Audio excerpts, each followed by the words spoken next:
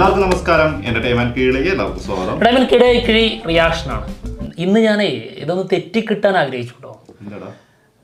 ബബ്ബ എന്ന് പറയല്ലേ എന്ന് പറയാൻ വേണ്ടിയിട്ട് ആ ഡയലോഗ് എനിക്ക് വയ്യ. എന്തായാലും ബബ്ബ സിനിമയുടെ ഫസ്റ്റ് ലുക്ക് പോസ്റ്റർ ഇന്ന് 6 മണിക്ക്. സോറി, പോസ്റ്റർ അല്ല, അതൊരു വീഡിയോ ആണ്. അപ്പോൾ അന്ന് വന്നത് ഫസ്റ്റ് ലുക്ക് പോസ്റ്റർ, ഇന്ന് ഫസ്റ്റ് ലുക്ക് മോഷൻ പോസ്റ്റർ. ഭയം, ഭക്തി, ബഹുമാനം മൂന്നും ഉണ്ടായിരിക്കണം. മസ്റ്റായിട്ട്. നിന്നോട് ആരോട്? എന്നോട് നിനക്ക് വേണമെന്നോ? നിനക്ക് നീ എന്നോട് ഇതൊക്കെ കാണിച്ചിരിക്കണം. തീർച്ചയായും മൂത്തനെ ഞാൻ എന്തായാലും ബഹുമാനിക്കാറുണ്ട്. അവൻ ബഹുമാനം മാത്രമേ ഉള്ളൂ. ബഹുമാനമുണ്ട്, ഭയമുണ്ട്. ഭയം ഭയങ്കരമായിട്ടുണ്ട്. മൂത്രം കഴിക്കണ്ട. ഈ വീഡിയോ ഇത് കളഞ്ഞു. ഫസ്റ്റ് മോഷൻ പോസ്റ്റർ വന്നിട്ടുണ്ട്. ഓക്കെ, ഡീറ്റെയിൽസ് പറ. ദിലീപ് നായകനാവുന്ന സിനിമ ധനഞ്ജയ് ശങ്കർ ഡയറക്ട് ചെയ്ത്, ദിലീപ് നായകനാവുന്നു. ധ്യാൻ ശ്രീനിവാസൻ, വിനീത് ശ്രീനിവാസൻ എന്നിവർ പ്രധാന വേഷത്തിലെത്തുന്ന സിനിമ. പിന്നെ ഒരുപാട് താരങ്ങൾ. അതായത് നമ്മുടെ നൂറിൻ ഷെരീഫും പിന്നെ ഫാഹിം അല്ല അവളുടെ പേര്. ആരടാ വീഡിയോ ചെയ്യുന്നതിന്റെ ഇടയിലേ ഒരു ഭയഭക്തി ബഹുമാനല്ല.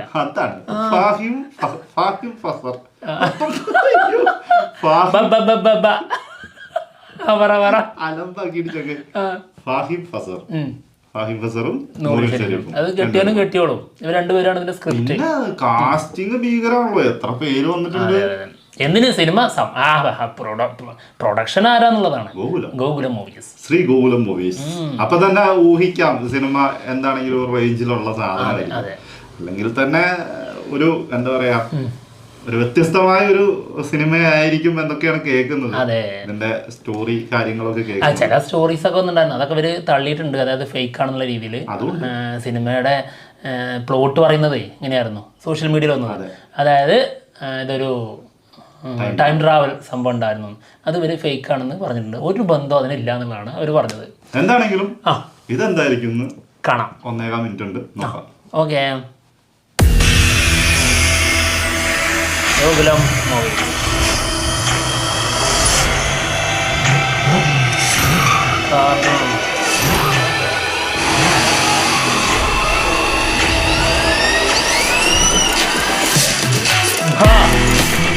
ഭയം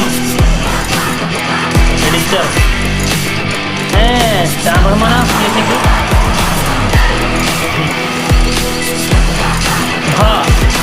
ഭക്തി.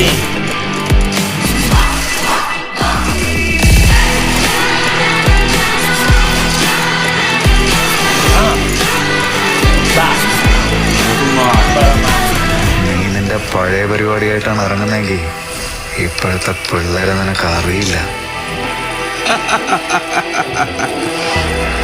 സാറി ജോണർ പുതിയതല്ലേ, പഴയതും പുതിയതുമായിട്ട് നമുക്കൊരു കൈ നോക്കിയാലോ സാറേ? സാറേ എന്നുള്ള വിളിയോടെ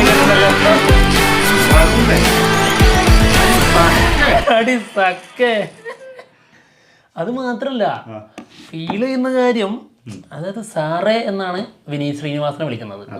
അപ്പൊ സാറ് എന്നുള്ള വിളി അതൊരു ആഖ്യ വിളിയുണ്ട് അതില്.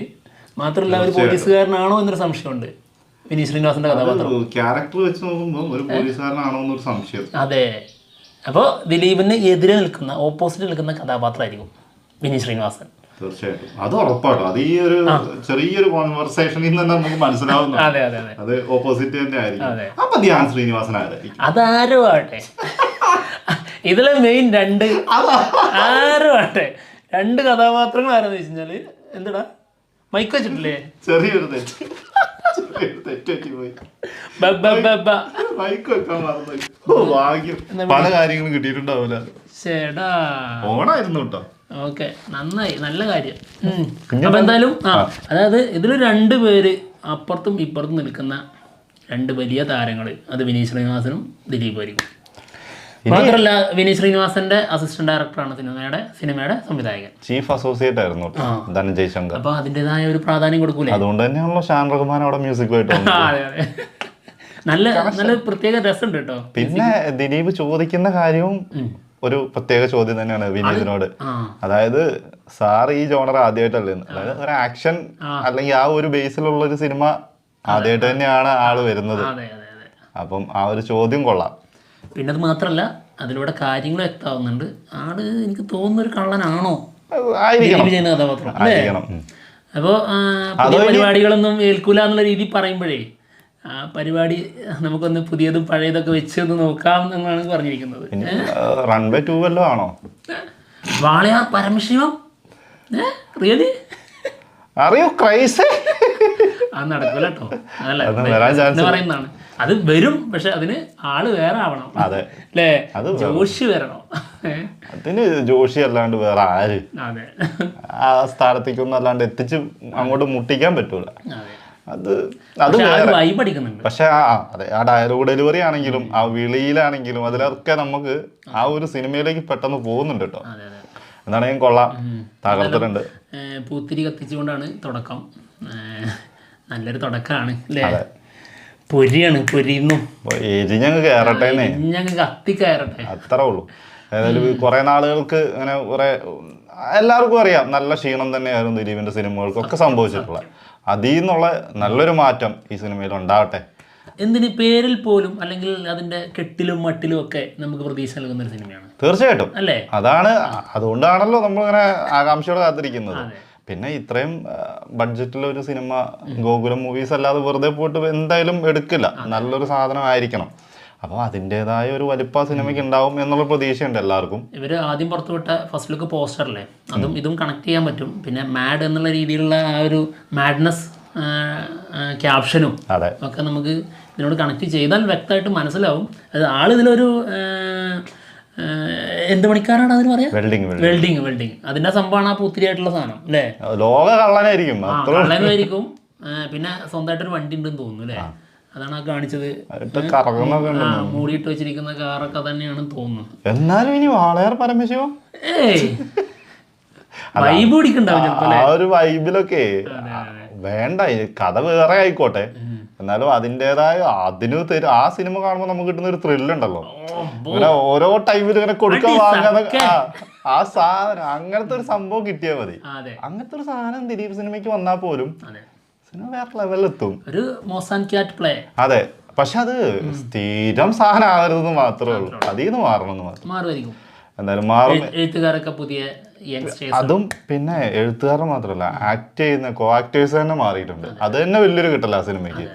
അത് എപ്പോഴും ഒരേ ആൾക്കാരെ വെച്ച് ഇങ്ങനെ കൊണ്ടുപോകുന്ന ഒരു ശീലം ഉണ്ടല്ലോ, അതങ്ങ് മാറിയാൽ തന്നെ മാറും, സിനിമയ്ക്ക് മാറ്റം ഉണ്ടാവും.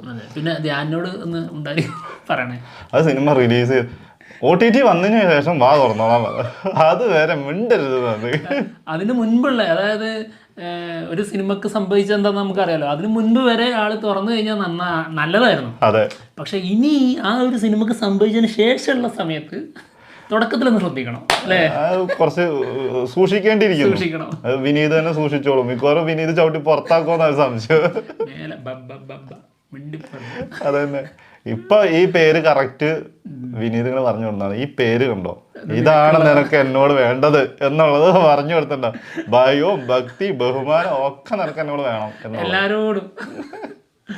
എന്താണെങ്കിലും ഗംഭീരമാവട്ടെ, നല്ല സിനിമയാവട്ടെ. എന്നാലും ഞങ്ങൾ പോവാണ്. മറ്റുള്ള വിശേഷങ്ങളുമായിട്ട് ഉടനെ കാണാം. ബൈ.